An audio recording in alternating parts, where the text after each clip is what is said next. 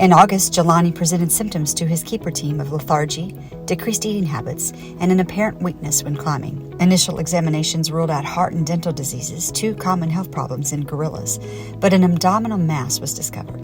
Following a CT scan at a local imaging facility, it was suggested a perforated intestine and localized infection were the causes. This has been reported in gorillas in managed care facilities and occurs in people as well.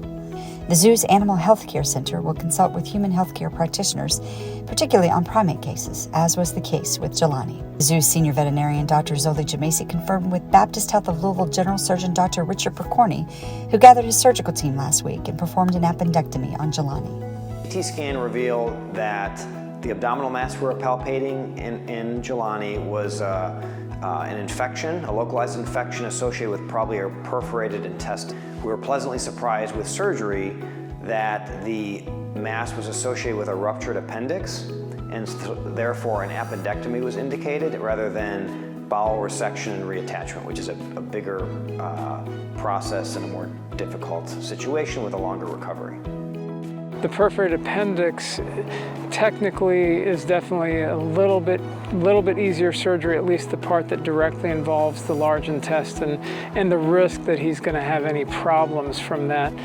If it had been a perforated large intestine, that would have been the worst case scenario because that would have led to much higher chance of problems. Had it been a perforated small intestine, it would have been somewhere in between the risk of a large intestine perforation and the risk of an appendix perforation. So probably the best case scenario for him.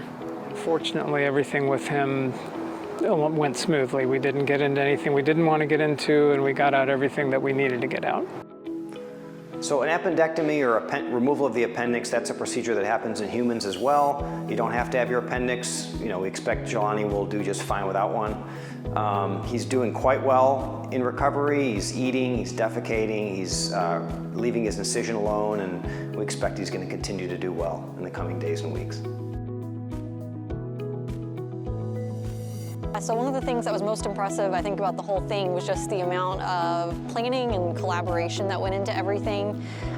So from a planning standpoint, the vets and Zoli from the zoo here, they helped us find resources, case reports of this that were really helpful. They helped us find what literature we could find about the anatomy of a gorilla in the abdomen, which was incredibly helpful. And probably the most significant thing I learned, which is not shocking, is just how well cared for and how much the staff at the zoo cares for these animals. It's overwhelming. It's wonderful.